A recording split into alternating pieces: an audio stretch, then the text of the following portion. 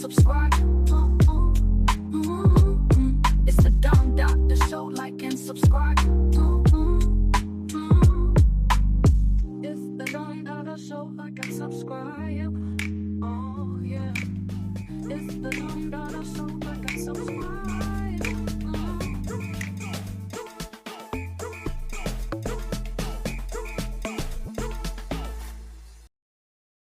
Proposing to you that Galson Anthony be the mayoral candidate of the city of Johannesburg. Let's take a look at Johannesburg. Crime has skyrocketed. Crime rate is so high that it makes it one of the murder capitals in the world. No electricity sitting in the dark. No water to have our basic needs. Youths have no jobs. They can't even apply for a job because Wi-Fi is so expensive. Something that should be free in our communities. Women cannot even walk around safely anymore. Is this the Johannesburg we deserve? Now, if you're one of those people that say, well, hell, if we vote, it's not going to change anything, I don't ask. Your time is up in our country. You need to go back to your country. Your time is up. We want you out of our country. You must go back to your country. People must come to our country to tell them because they are not documented. The government is failing to address this issue. All non-skilled jobs are reserved for South Africans. So meaning anyone who is not a South African must not be working probably in a shop or in a restaurant or in a general working environment. Those jobs must be taken by South Africans. Illegal foreigners are a burden in our economy. Whenever they are working, they go for low wages. Whenever they do crime, we cannot catch them because they are not fingerprints, they are not documented. We don't need people as such in our country. Of which you don't know where they come from, who they are. Those people are the people that Xenophobic is not going to work anymore, unfortunately, because we don't care what you label us. We really don't care. Call us whatever you want to call us, but South Africa is not going to die at the extent of people trying to tell us what to do in our own country to make sure that it's surviving and it thrives for the future of this country. Welcome to the Dumb Doctor Show. You could be anywhere in the world, but you're here with me today. Like, comment, and subscribe.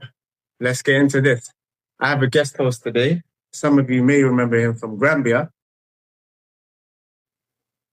Yeah, my name is Mustafa Minte, and welcome to the Dumb Doctor Show. Another important topic for you guys. Yeah. Today's conversation is global and necessary and very, very important. We're heading to South Africa, a nation full of strength and resilience, but also facing serious challenges right now, from economic pressure to rising tensions, and of course, xenophobic attacks. Leadership matters more than ever, and we have a guest today that's stepping into that space, running for mayor of Johannesburg in South Africa, Mr. Galson Anthony. Welcome to the Dumb Doctor Show. Thank you for having me. And I'm really glad to be on the show. Please forgive me and bear with me as I'm going to be driving. The only reason why I'm not on the road right now is my woman's always late. Always. So the call will be moving soon. No problem. No problem. We'll go with the flow, so to speak. Let's do it. And please bear with me if network changes because on the road, we don't have stable network anymore in South Africa. Absolutely. That's not a problem. Let's start from the beginning, your roots. Where were you born and what shaped your upbringing? Born in South Africa. A history that even South Africans don't really know much because of time. As I was born in a portion that was called the homeland. So basically, it is South Africa, the country as we know it today, and in portions of it, you can kind of call it like provinces where they federalized some of the states to become independent or semi-autonomous, and they called homelands or Bantustan. I was born in a town called Mafeking, in the biggest Bantustan and the richest Bantustan called Bophuthatswana. But today it's known as Mafeking Northwest. Mm-hmm. What shaped my upbringing is that I've been fortunate to be born into a wealthy family. So my dad was not the typical wealthy man where he was like, yo, son, you want everything in life? There you go. He was that guy that says, I don't care what you think, but you'll be raised as a man that will be capable of doing anything he needs to do. And this is the process. And he was really hard on me, man. The man sat on my neck. And so today I'm proud of who I turned out to be because of that, man. Oh wow, that's wonderful to hear. As you said that your dad played a vital role in your life. What values were instilled in you early on? Oh yeah, look, hard work, discipline. It's easily at the top. My dad was an electromechanical engineer, the first in South Africa. I repeat, not the first black, first in South Africa, because he was educated in Coimbra University, which is one of the oldest universities in the world in Europe, in Portugal, and he had that thing that his children and that discipline needed to be put into them. So I mean, we woke up every morning. Doesn't matter if it was school or weekend. We woke up 4:45 every day, read our Bible scriptures. From that point, get ready from school. When I Wow, came back from I'm school, just going to fix the line. 15:45. Hey, are we there? Yeah, go on. Oh, sorry. My dad made sure that when we got home, we made sure that we did our homework, cut the grass on weekend, water the grass on weekdays every single day, make sure that we come home with the highest possible results from school, no compromise. I was a B student, but my dad did not allow me to come home with B's. And it was hard work all the way. That's the kind of discipline he put into me. And my mom worked on the loving side. She made sure that I'm a loving and compassionate human being, to understand that, humanity exists. Patience is there. Listen to my dad. My dad has a vision to me. And through that, I learned a lot. I became a math wizard at the age of 8 because that's all my dad did. When he came back from work, he made sure he just drilled it into my head that I know my 12 times tables at the age of 8. So this man had a vision for me to be great. Wow. Love that. I love that. I think that it's good when kids are young for them to have the upbringing. What is really kind of like it doesn't have to be so tough, but tough love produce good kids and good adults. Right. I don't think I would have had it anywhere else. I mean, the man did a good job. I'm proud of me today because of him. Why do you think people online are so confused where you come from?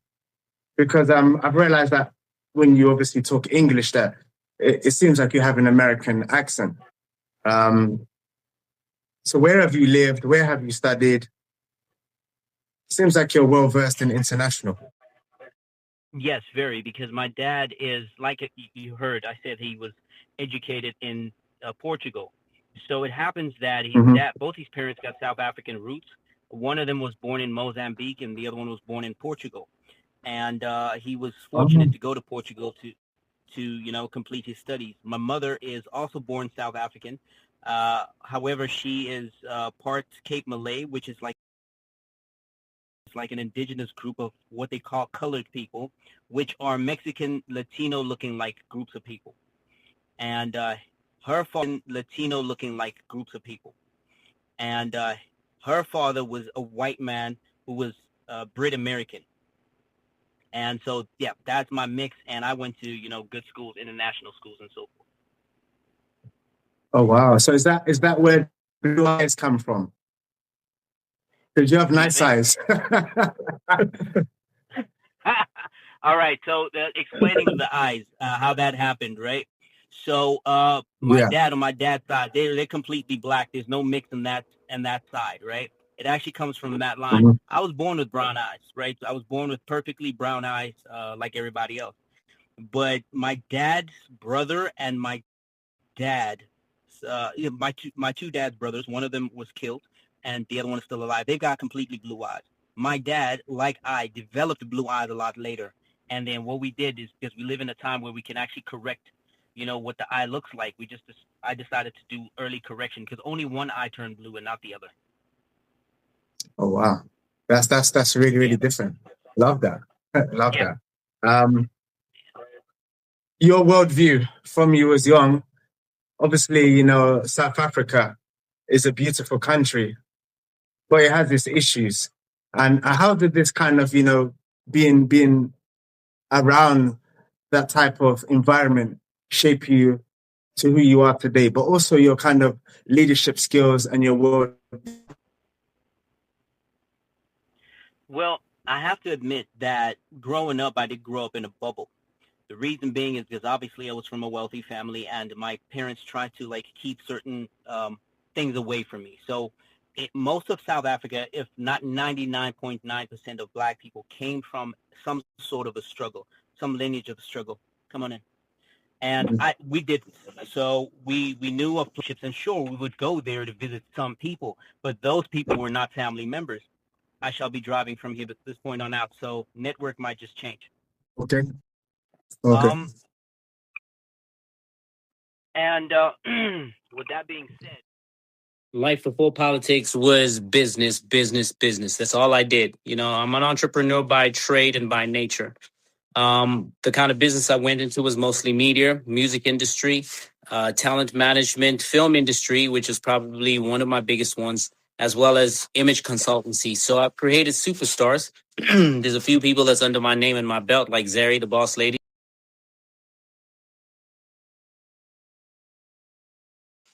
Probably the biggest socialite in all of Africa. Managed her for 12 years, grew her brand, and quite a few artists in South Africa and abroad, you know. So that has been my life. Wow. Were you already involved in leadership and kind of community work before you started working in government? On a family level, but not on a personal level. So you can put it this way. My dad always gave back to the community. Well, he didn't give back to the community, empowered the community. What would happen is that because he built a few churches inside townships and all, and also a school, not a few schools. And what he did is that he made sure those people didn't just get churches or schools, they got jobs, right? And that's what he did. And a lot of the times he made sure that I maintained and managed those systems. So he did it, and I managed to manage those systems. And as soon as he got older, he said, son, you know what to do. So to today, I manage some of those systems, so to put it. Okay. And when did you realize that you needed to step into something bigger and actually come into politics? I was doing a podcast last year. So I started a podcast last year, and I decided to fly to different countries. I flew to Uganda, Nigeria, Kenya, and obviously in South Africa, and spoke to a lot of politicians and celebrities because I have access to them. And we had a lot of chats. And inside of it, one political party kind of liked the way I move. The political party belonged to ex-president Jacob Zuma. And I don't know if you're familiar with our ex-president, former president. And then they sat down with me. They're like, hey, we see how you think. We see how you move. How about you run for mayor of the city of Johannesburg? It was a complete surprise to me because, I mean, politics was not in my head like that, although I was interviewing politicians and heads of states and you name it. And their political party tilts more traditionalist. So I don't tilt that direction. And then I saw that, hey, why did they pick me? Why do they think I'm that guy when I've got almost zero experience in politics, so to put it? And then I realized that what they had an eye for was my mentality and my governance, because obviously I ran multiple businesses over the period of time. And so that's what they wanted. They saw that a guy that sounds like me and thinks like me would be a great face for the city of Johannesburg. So I declined it and said, look, what I will do is that the closest person that I align with, I'm going to give him a call, who's the president of another political party. And we're acquainted. He lives literally down the road from where I stay. And then I said, hey, can I come see you? Can we have a chat about it? And he said, look, he has no intentions to run as the mayor of Johannesburg, but hey, he can give me that shot. 2 weeks later, he's like, nope, I'm going to run for the mayor of Johannesburg. And then I went to another political party, the second one I aligned closely with, and he said, "Hey, he wants me to push the mayor because he knows that I can create, colossal stars." At this point, I didn't realize how invested I was in being the mayor of the city of Johannesburg, and that's when I found myself in this position and grew everything from that point on out. And your podcast is called G2G Podcast Worldwide. What type of things do you talk about on your podcast? Look, I go in deep. So if you had to give me a head of state, now everybody would ask him the question, how difficult is it to run a state? Or what are the challenges that you go through? I do not have those questions. I have a very direct conversation as I'm having, a chat with you, straight to the point. And I would say, here's the argumentative points that the country is at. And here are ways that I see it that nobody else sees it because of my proximity to you and the power and also understanding how these systems are worked. So I'd have those kind of conversations at that level with them. So yeah, that's what I did. Those kind of conversations that are tricky and people are afraid to have, I had them. It's good that you said that. You like to have the conversations that people are afraid to have. Helen Zazili is leading in the polls right now, 39% of the vote shared. You said, and I quote, she is 700 years old, or maybe 72. She is so old that she can tell you stories of World War II. Yeah. Side note, Nelson Mandela was 75 years old when he became president of South Africa. Isn't having age, more experience, and obviously better to be able to become a political candidate? Mr. Gus and the answer Anthony. is no. The answer is no. So we pronounce the name as Helen Zille. She's a German descent, first generation South African. Her parents were both Germans and all.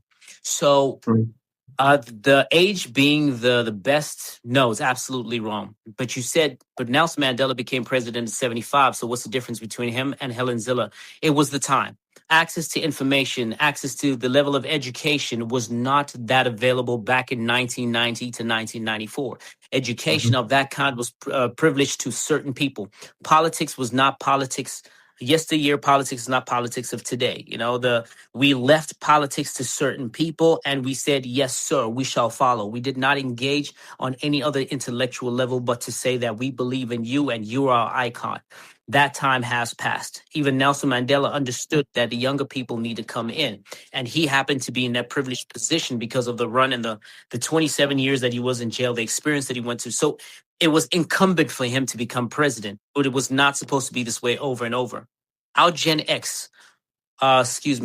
Z have more information than a king had in his time 100 years ago. He has more information and disposal to him.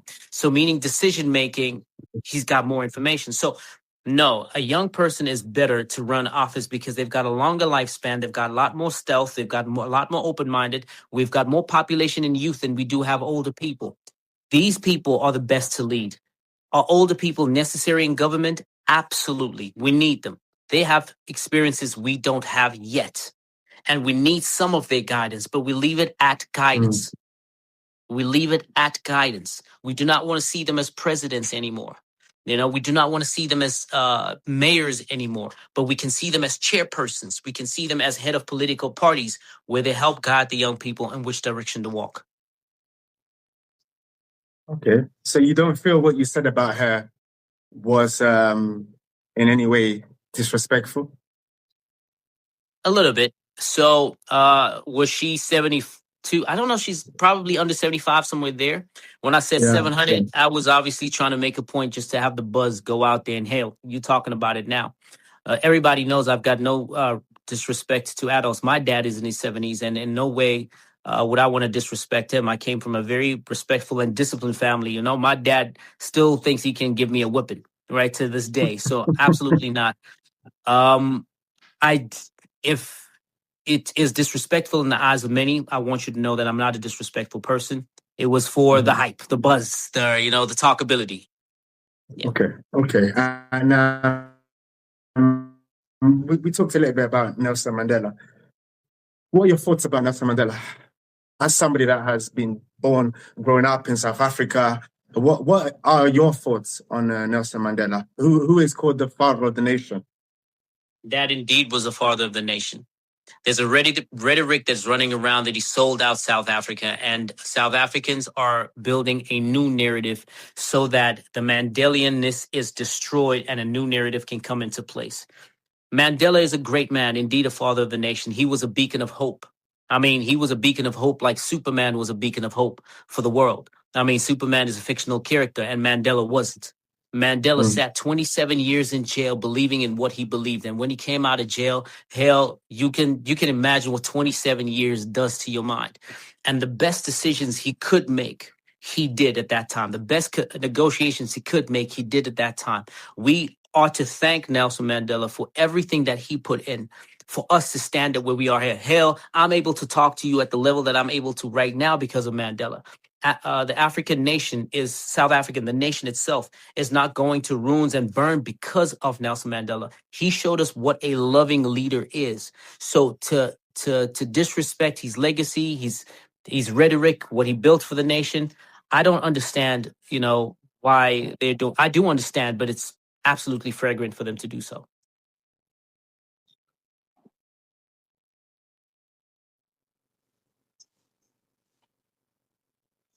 Yeah, that is well said, what you said before when it comes to leadership and age. I think you're a very smart guy, a very smart and what do you call it, intelligent young man. And, Thank you. You choose your words right, and you know exactly what you're saying. So I am 100% with you with that, when it comes to, leadership, I think young people have to be given the chance. And I think, the way you were speaking and from what I can understand from you is like, you can be a very good mayor for Johannesburg, So Thank you. From listening to your opponent, the one who is leading, Helen, and listening to you, I mean, if I'm given a choice, I will choose you. Definitely. Thank you, my brother. Thank you. And I want to add on to that. It's never been in the history of Johannesburg or the history of South Africa where somebody who has got no political background has popped out of nowhere and is now running for the second highest seat in all of the land. The highest seat is presidency. The second highest seat is the city of Johannesburg. It's never happened in the history. It's never happened in the history where somebody has no funding, external funding, but does everything internally and run for the city of Johannesburg. That has never happened. I've got no background of corruption of whatsoever. I did not make my money through the state. I made my money with hard-working these hands over here and this mind over here. So it is time that somebody like that be leader. Sure, I'd love to be in that position, but if anybody is out there that is better than I am, that is good for this position, I will be the one to support them. But unfortunately, our second person in the polls, he's in his 60s. It's the same guy I told you of another political party named Herman Mashaba. He literally lives down the road from me. I kid you not when I say in the literal sense down the road from me. Most politicians that live in the literal sense down the road from me. And they had their time. And sure, they would want to be presidents. Sure, they want to be in bigger positions. But their time is up. It is our time. It is the young people's time. Sure, we have our lack. We have our disadvantages. But we are the nation that we're not. We don't know apartheid. I was born in apartheid time, but I never experienced it like that because I was shielded. But we don't have racism amongst us. Our age group does not have that. The younger age group do not have that. It is the older people that are taking their trauma and they're forcing it upon us, and we have to live their trauma. That has to end. The idea of xenophobia, that I don't know if that's something you're going to pick up as well. Most South Africans, I repeat, most South Africans are not xenophobic, but these people are trying to make the rest of South Africa xenophobic so that they can get votes. That's not the case. We're not like that. That's not the nation that we are. As is right now, I'm at a paddle plug. I see white people. I see Indian people. They're walking away right now. And then inside there's black people. We are really a mixed nation. So old people are trying to bring this up and say apartheid this, Rainbow apartheid Nation. that. Yeah, we are a beautiful rainbow nation. And they're trying to take that away from us so that they can stay in power. They're fear mongering us. They're doing that all just so they can get votes. And the obsession with power is wild. So I run because anybody knows that I've got a good relation with power, but I don't have an obsession with it. And to say that people, let's bring back the Mandela way. We were a loving nation. Let's continue that way. If you were mayor of Joburg, Mr. Garcia Anthony, what Sorry, would I you don't understand. implement? What was that? Did you say if? If you were mayor I, of Johannesburg, I still didn't hear that. Did you say if? yeah, I think when your you become vocab is... when okay, I when you understand. become mayor, Let's go. Right. when you become mayor of Johannesburg, what will you implement? Oh, there's a lot of things. I don't even know where to start. We got water issues here. That's one of the first things they'll do is stop making people patch up water issues that will break down in 2 weeks' time and go and actually replace the pipes. We do have the budget. It's just the budget is repeatedly stolen. Electricity, would have to make sure that electricity is managed and maintained very, very well. Again, it's not a matter of we do not have the money. We do. We're just stealing the money. Just stop stealing the money. Sheesh, man, roads and transports, get that in place. Try to lower corruption as much as possible, starting from, if it's at 100%, try to take it every single year by 20% lower, and lower. People integrating with each other a lot better. There's a lot of hijacked buildings in the city of Johannesburg. Try to integrate them better into society instead of having separate people, just to have like a people that this is a group of foreigners, this is the rest of South Africa. Integration would be very important. So there's a lot. The list is long. You'd have to be specific. Okay. We talked about xenophobia. We touched on it a little bit. Since 2008, and I believe even before 2008, we've been having this problem that we on the outside and people that have lived in Europe, the same issue of xenophobia and, immigrants and foreigners and, people that don't have documentation, so to speak. We've seen South Africans go into spaza shops, and that's small businesses for people that don't understand spaza shops, and going in there and fighting and causing problems and stealing and looting and even unaliving some people in spaza shops that are selling tomatoes and onions and trying to, live. Why are normal South Africans not seeing that it's the government that is the problem? And why are they not going to the gold mines and the people that own the diamonds instead of going to people that own spaza shops, small business owners? It doesn't make sense. I can help you make sense out of it, but it's a very, very tricky situation. There's the good, the bad, and the ugly, right? So these spaza shops that you're referring to belong to a township economy. The township economy ranks number 7 in terms of its highest income inside South Africa. So the township economy indeed is a very, very massive one and should not be underestimated, right? I believe it makes 7 billion a year in Johannesburg alone. So that's how big it is. 7 billion in rands. That will be approximately 300 million in US dollars. Okay, so that's number one. So what has happened in those instances is that townships is areas which is rather unique to South Africa. So in most of Africa, you have the suburban area, then you have village. Now, township is something in between that was created by the apartheid system. So that was brought into that. And inside those economy, there are certain groups that start their spaza businesses inside those areas, mostly Pakistani, Somali, Ethiopian, and probably, a few others. Now, what happens here is that South Africans are mad that these groups of people are coming in. I don't understand why, because they're not renting their own property. They're renting it from South Africans, right? Why are South Africans not saying to themselves, okay, we would like to get a hold of this economy, and the way we're going to get a hold of it is that stop it from coming in terms of saying that I do not want to rent my property to you, and I'll start my own businesses. What happens is that they rent it to them. These people make massive capital. Now they're mad at them for making all that capital, and they start the violence. Do you get where I'm going on with that?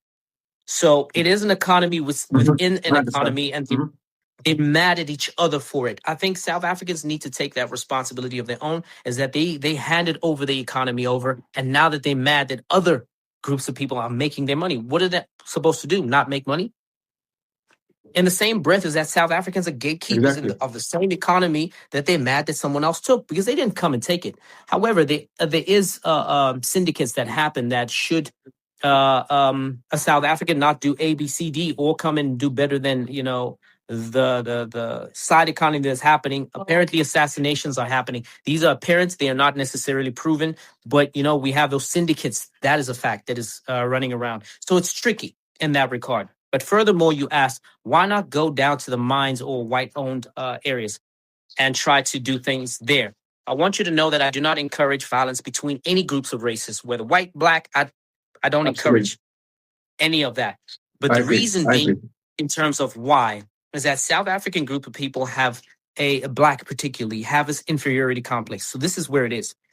United States, most empowered black people in all of the world. The second most empowered black people that are indigenous are the South African group. So they see that South Africa is a better country than every other country inside of Africa. So what happens is that will mean that every black country is below South Africa. However, if you're white, you stand in supreme for that. So they have that mentality, meaning white people are not people that they go and attack. Again, I'm not encouraging attacks at all, but I'm just giving you the mentality that they would choose vulnerable people because they're inferior and attack them, as opposed to going for the other groups. Yeah.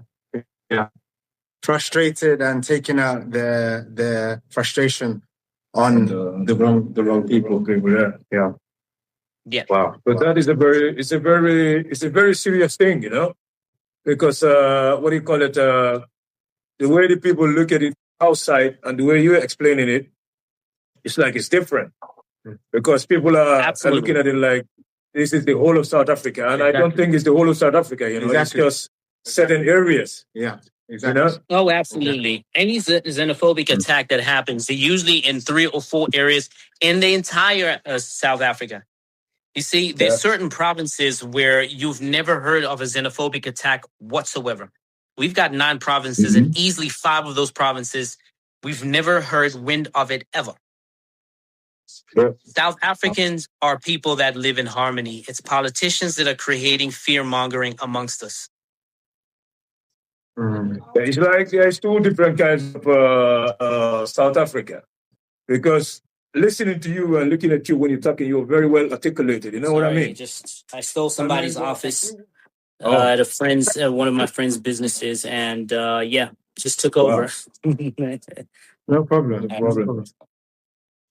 So, South Africans have invented a type of boogeyman, a type of monster to blame for their own incompetence and mismanagement of the company. Sorry, of the country. Of the company. I have business in my mind. Of the country. Tell us on the ground more. You were explaining to us before about xenophobia. Can you tell us anything else that can enlighten us more on the current reality of xenophobia? Just 1 second. I just want you to continue on what you were saying before. It's like these people, it's like they have been sponsored. Oh, absolutely. So we're referring to Jacinta Ngobeza. So let me give you the gist, and this is probably the most important part of the podcast that we have in right now. Yeah. These people are funded to bring fear-mongering into play. We are coming to a place of election, local government elections, which means that we're voting for the mayors and councillor seats in this regard. In 2029, which I am running for presidency of South Africa, is going to be the national elections. So what's happening is that multiple realities is running at the same time. So depending on the class that you are in, for example, the group that which make a third of the population are going through tough times financially and that poverty line. We make a third of that population. right? So if you bring xenophobia into the play, and those people already can make a majority if most of them vote. So what you do is that you incite those problems. You take the problems that actually do exist, which are issues inside the township, and then you inflate them. People will find ways to relate with the story, and the hate will grow. And therefore, this party will save us. So I say that to get to Divide and this point. conquer. Yeah, divide and conquer. Now, there's other classes. There's the middle class and there's the upper class. Now, when you're in the upper class, yes, which admittedly I've been here almost all of my life. The world is very, very different up here. Granted, right? But all politicians live up here, but they try and destabilize everybody here at the bottom. And what you do is that you get people from those communities that are particularly popular and try and disrupt that and say, hey, we will save you up here. We will save you. Right. So they fund them and then they create the chaos. The chaos has been created, and that chaos is what's going to the world to show that, it's a mess. Now, what is the purpose of these people doing that? They want political positions. Word has been going around that Jacinta might be running for the mayor of Durban. Operations Tudula, Zandile Dubula, is now resigned as Operations Tudula leader, and she's now sitting in Herman Mashaba Action SA's office as MMC of Human Settlement. Now, let me tell you what an MMC is. When there is mayor, you vote for mayor, you have 11 MMCs in the city of Johannesburg, right? Out of those 11, the political party that wins would likely choose the people that are going to be the MMCs. Now she's no longer the leader of her political party, which she failed at in 2021. She only got 3,500 votes. She thought the xenophobia thing would get her a seat inside council. She didn't. So she's been absorbed by another political party to have a sitting as MMC. Zero experience of how to run a city, but she's going to be sitting there as a proposed candidate. So do you see what's happening now? Mm-hmm. Right. Yeah. So what's happening is that now that she's absorbed, all her fans, which has grown, won't have to vote for her anymore. They can vote for this political party. And so combined, they can be much stronger and they can push fear mongering. Here's the crazy part. Herman Mashaba is a mayoral candidate for the city of Johannesburg for Action SA, which is currently sitting as the third biggest political party inside of Johannesburg specifically. Do you know that his grandfather is Mozambican? Wow. Yeah. Wow. His grandfather is Mozambican. This is fact. Most people don't know this, but I can verify it. I can verify it because I know the man. Mm-hmm. Do you understand? So I'm not understanding why would he want to push xenophobia that much. Okay, let me rephrase that, because that will be inflammatory statements if I say he's pushing xenophobia, because it's not quite seen, it's suggested. So I retract that. But he is not against it, and he's somewhat supporting those notions. That's what I would say.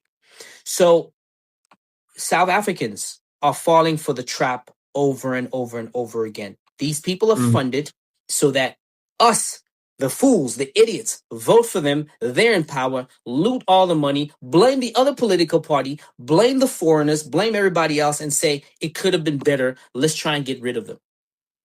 It was not long ago white people were the problem. So how about we unalive the white people? How about let's do that, right? And then it's like, no, we don't want to unalive the white people. It is a struggle song. Constitution Court says you won that case, is a struggle song. Okay, now the foreigners are the problem.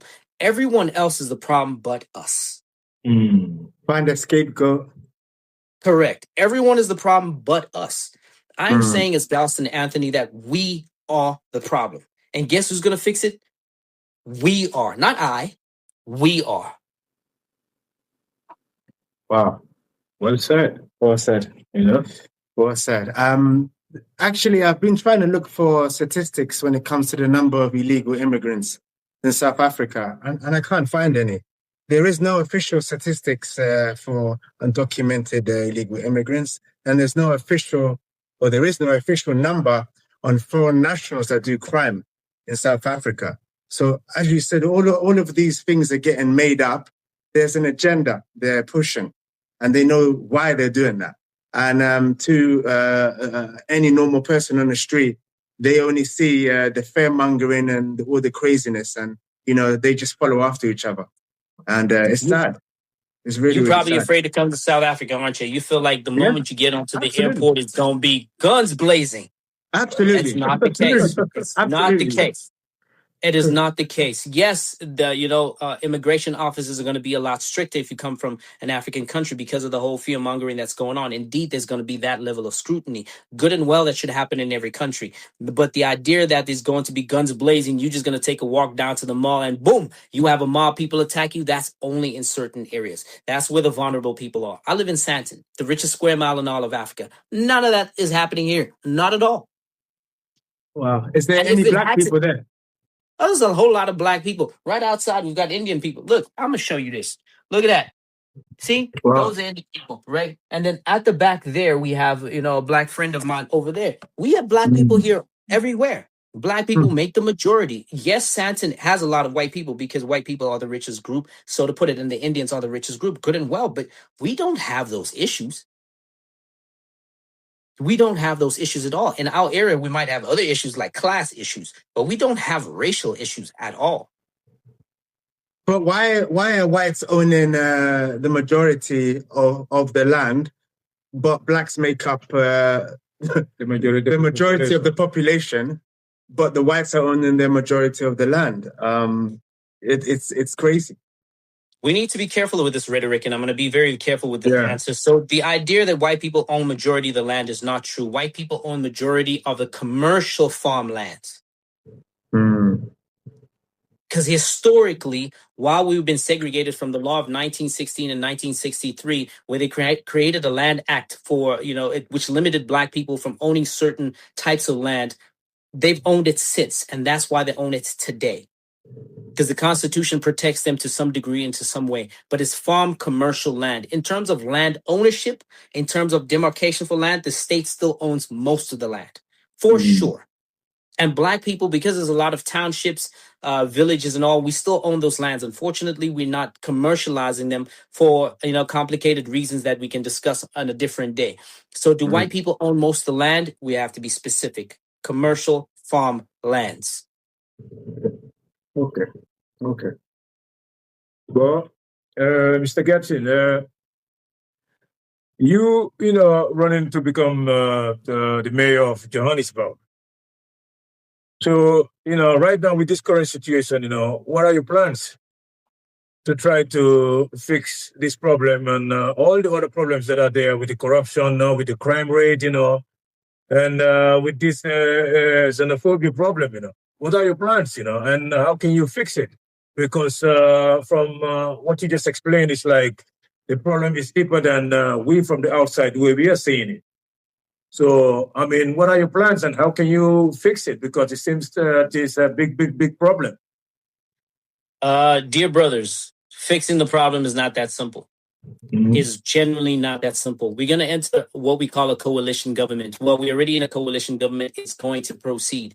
So meaning that although I will enter into power, I would not have the much power that I would have. Should I sit as mayor, and if the other political parties still have more power than me, I would have a challenge. So instead of me answering that directly, I have a challenge for everybody that's listening to this podcast in and outside South Africa. I say, there was a time in apartheid where the entire Africa stood against South Africans' injustices in ways of how they were running the government and treating our people, the black people. Once again, that invitation is there. Please advocate for old people to come out. Old people created the problems, and old people don't want to solve the problems, but swear that they are. There's no problem that they've created that they've not fixed. It is time that they go. Advocate for young people, not just me, but anyone like me, to get into office and give them a shot. Say it on your Twitter, say it on your Instagram, say it everywhere in your WhatsApp, your SMSs. Tell the world, tell South African, tell the legal citizens that are in South Africa that are able to vote, whether Ghanaian, Nigerian, Zimbabwean, you name them, the entire diaspora, because they don't vote, FYI, because they fear. They fear going to the voting station. Tell them to vote for the right people. Stop voting the same people that cause the problems. I will give you these political party names, the 5 of them: ANC, DA, EFF, MK, Action SA. All 5 of them had their shot. What have they created but chaos? None of it. Take them out. It is time for newer, younger generations to step in. It is time. Well, I agree. Change is needed. Change is definitely needed. Absolute change. What kind of legacy are you building? Very vague question, but I'll try to answer that as best as I can. I'm trying to build a legacy to remember, so for South Africans to remember who we are. We're a loving nation. We can get beat 100 times, but we can stand up again. We're not a nation of hate. We're a nation of love. We're a welcoming nation. We are a nation that has to be an example for hope. If you, my brother, come from outside, come on in. I will make sure that I give you a bed, clothes, and take care of you as best as I can. That legacy is what we South Africans are. That is called Ubuntu. Somebody being attacked, illegally. It's like they have no power to go and stop that. They could do more. They do have the power. It's just that there's policing and there's training of the police. The issue is that they staying in the part where that, look, this is our job. I'm not getting paid past taking care of people, not going past this side of the road. That's where they are. They're supposed to act, past that. They're supposed to get another unit of police that will be a counter. Should violence start happening, there's a counter police to do something about it. Instead, they're standing here on defense, not on offense. So that's how they are. It's just they get the police for defense and not police for offense. So they do have power. They're just not well trained. Wow. I also want you to know something, is that South African police are not a violent group of people. Thank goodness for that. But you do have a group of South Africans that are violent. So you have a group of people that are violent, and then you have a police that are not violent, and you're like, okay, so what do we do? Are you not supposed to match their violence? So that's the type of training they don't have. Wow. So the issue is training. Yeah. Wow, something have to be done, because this is like what we are seeing, from the outside.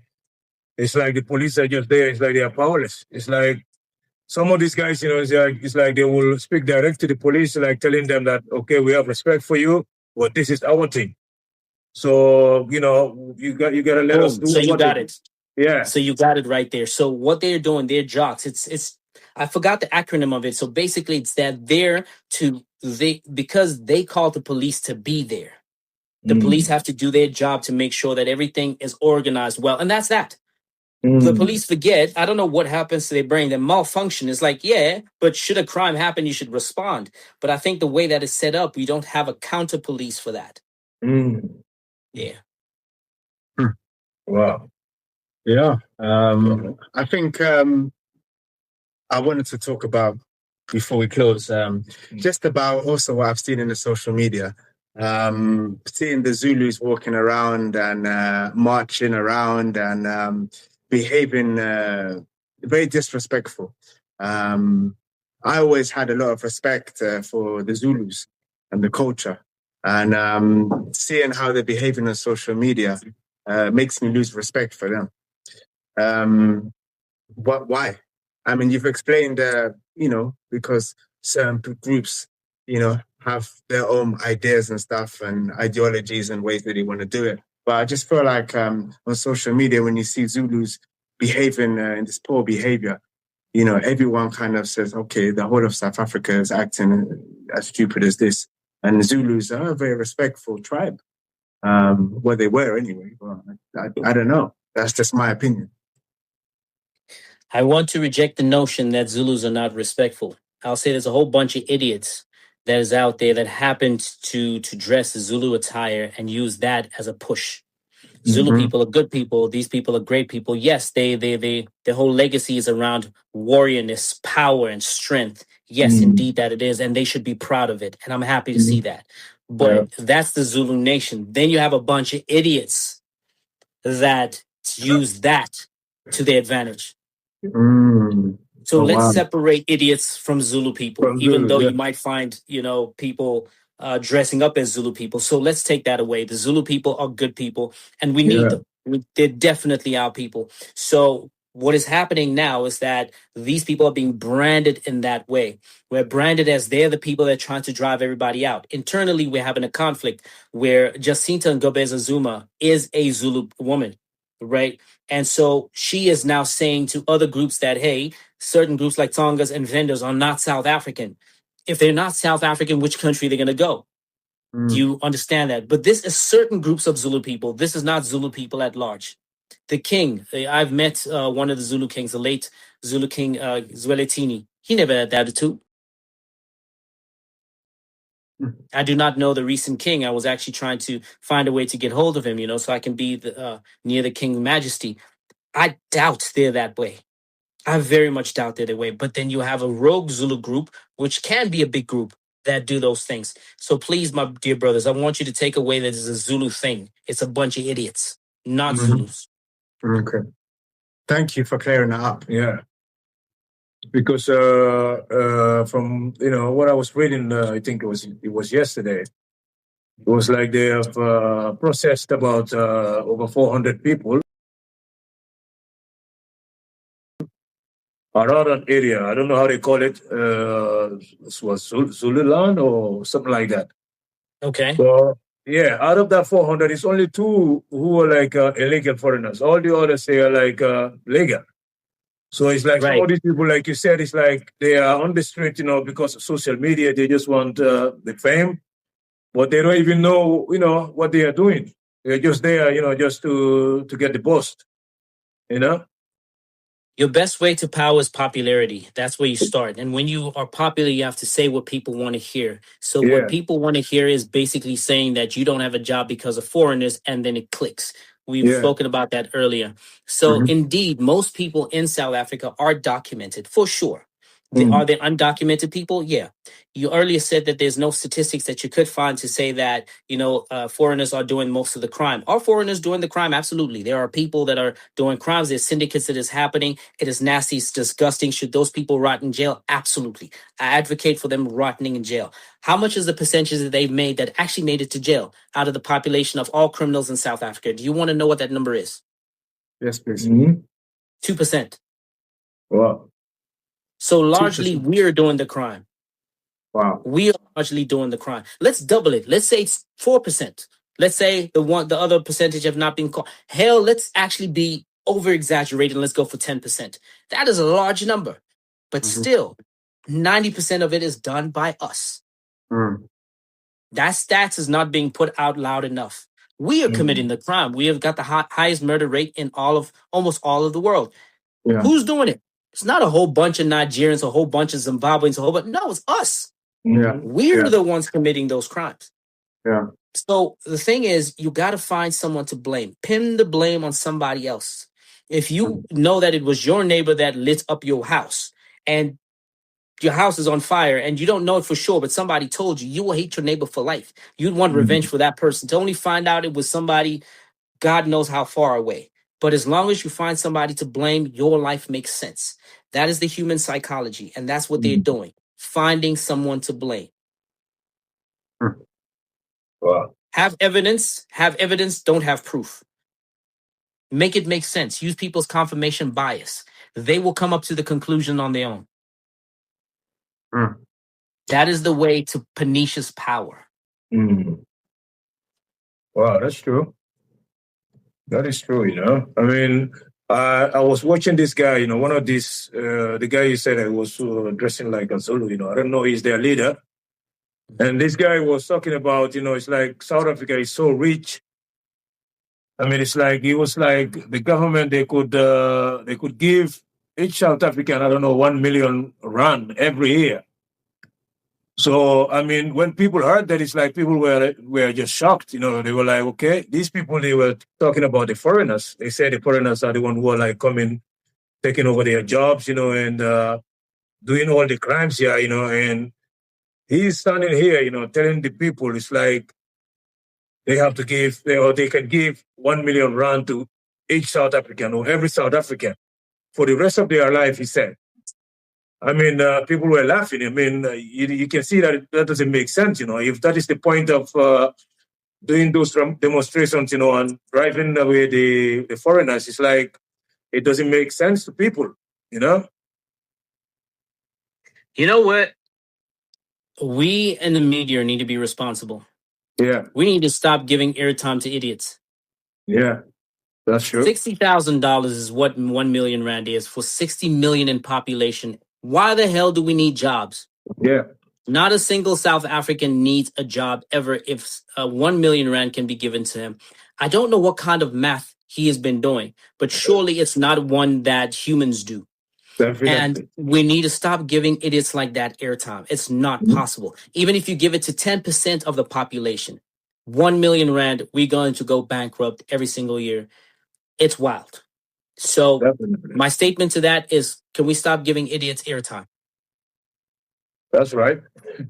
That's right. Well said, because it's like, that is like, it's very surprising to many people. It's like, that guy has been the head of this demonstration in every social media he's out there, and it's like he's controlling a group. I saw him even at the Somali, what do you call it, embassy. The embassy, yeah. And he was talking to them, telling them to tell their people to go home. We are sick and tired with the Somalians, with the Pakistanians, with Nigerians, and all illegal immigrants in this country. These protesters say they're declaring war on illegal immigration and want to take their complaints right to the doorsteps of embassies across Pretoria. 5,000 people ready to storm this embassy. We have 5,000 people ready. Police can't contain us.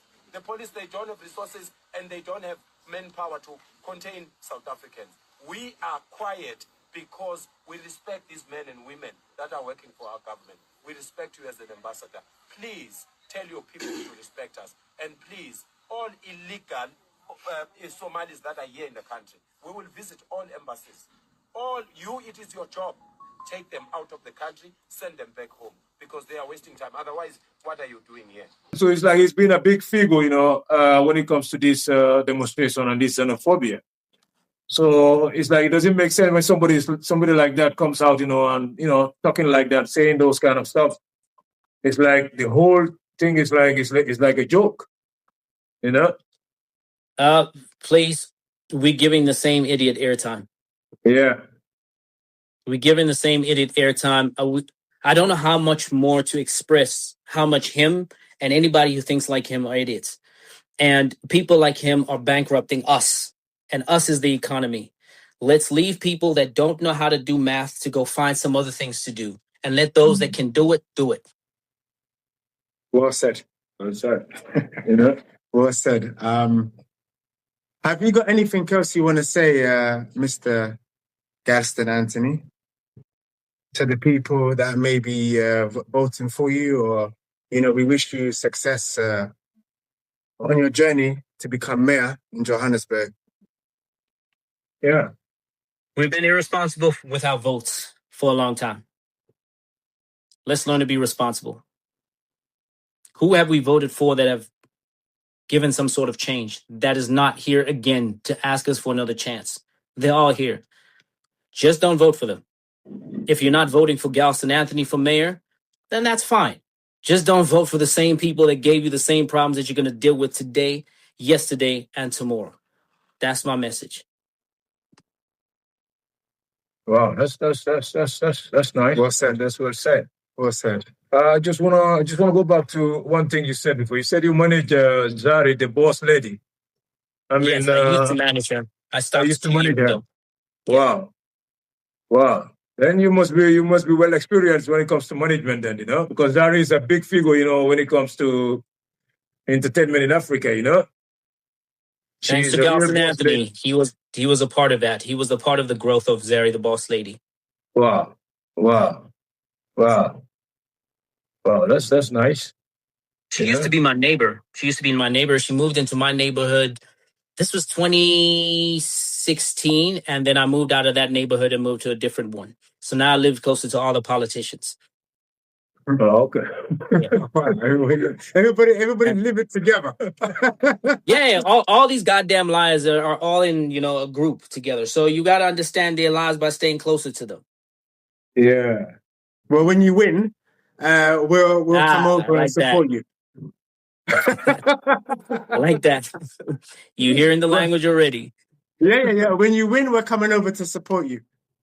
I would love that. And guys, this podcasts are really, really important. I don't know if it's called a podcast, so to put it. They're really, really important. I really, really appreciate this.